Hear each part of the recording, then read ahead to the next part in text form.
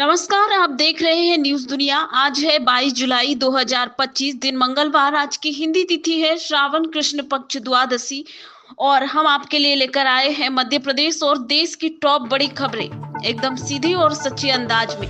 चलिए शुरू करते हैं आज की पहली खबर से।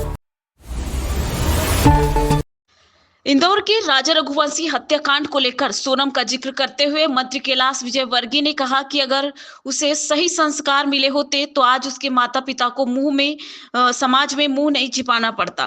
कैबिनेट मंत्री कैलाश विजयवर्गीय रविवार को इंदौर विधानसभा क्रमांक 1 क्षेत्र में एक कार्यक्रम में शामिल होने आए थे। उन्होंने सोनम के माता पिता पर कहा कि उनकी सिर्फ यही गलती थी कि उन्होंने बेटी को सही मार्गदर्शन नहीं दिया। आज सावन का दूसरा सोमवार है। शिव मंदिरों में भक्तों की लंबी कतार है। मध्य प्रदेश के उज्जैन में महाकालेश्वर मंदिर के तट पर रात 2:30 बजे गेट खोले गए। सुबह भस्म आरती की गई। यूपी के काशी में विश्वनाथ धाम के कपाट भी रात 3 बजे खुल गए। सुबह 4 बजे बाबा की मंगला आरती हुई, जिसमें उन्हें स्वर्ण मुकुट पहनाया गया।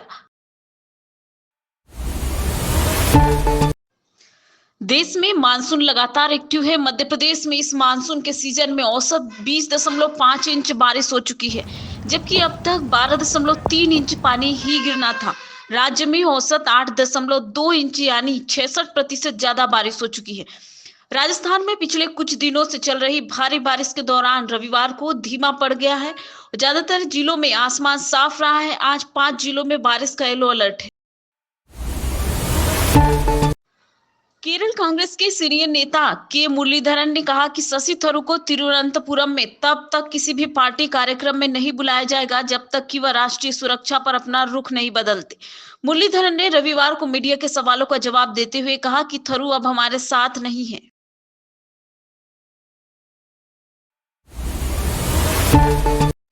संसद का मानसून सत्र आज से। पीएम मोदी थोड़ी देर में मीडिया को संबोधित करेंगे। ऑपरेशन सिंदूर सीज फायर पर हंगामे के आसार।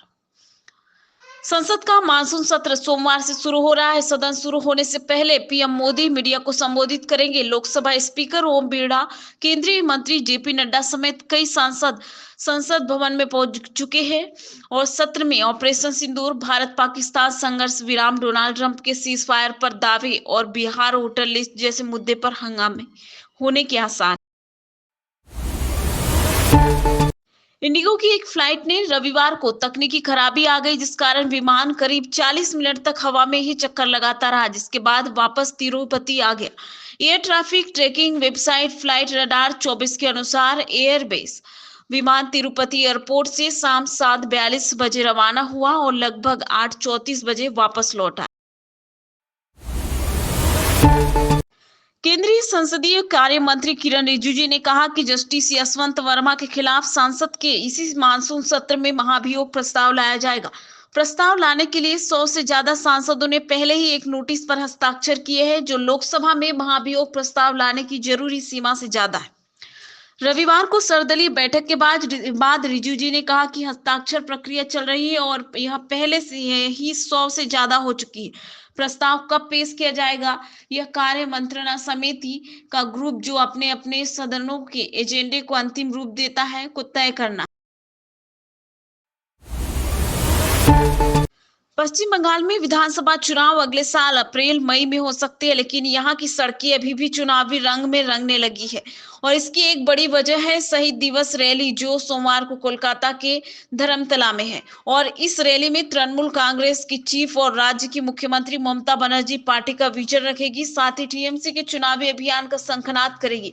उन्होंने रविवार को कहा कि विपक्ष इस रैली को रोकना चाहता है, क्योंकि ये रैली लोकतंत्र बचाने और तानाशाही के खिलाफ है। सोमवार से शुरू हो रहे संसद के मानसून सत्र से पहले रविवार को सभी दलों की बैठक हुई। कांग्रेस सांसद गौरव गोगोई ने कहा कि सत्र में हम पहलगांव हमले, सीमाओं पर संघर्ष, ट्रंप का सीज फायर दावा, बिहार में विशेष गहन पुनरीक्षण जैसे मुद्दों को उठाएंगे। प्रधानमंत्री सरकार के प्रमुख होते हैं, उनकी नैतिक जिम्मेदारी है कि वे संसद के जरिए इन मुद्दों पर देश को जानकारी। हिमाचल प्रदेश में रविवार रात से भारी बारिश हो रही है। चंबा जिले के पंचायत में पहाड़ी से पत्थर गिरने से दंपति की मौत हो गई है, जिनकी 5 महीने पहले शादी हुई थी। नवविवाहिता पल्लू मायके आई थी और रविवार को उसका पति सनी उसे लेने आया था। उसे सोमवार को ससुराल जाना था और इस घटना में घर भी दबिनो-दोज हो गए। ये थी आज की बड़ी खबरें। आपको कौन सी न्यूज सबसे जरूरी लगी, कमेंट करके जरूर बताएं। वीडियो अच्छा लगे तो चैनल को सब्सक्राइब करें।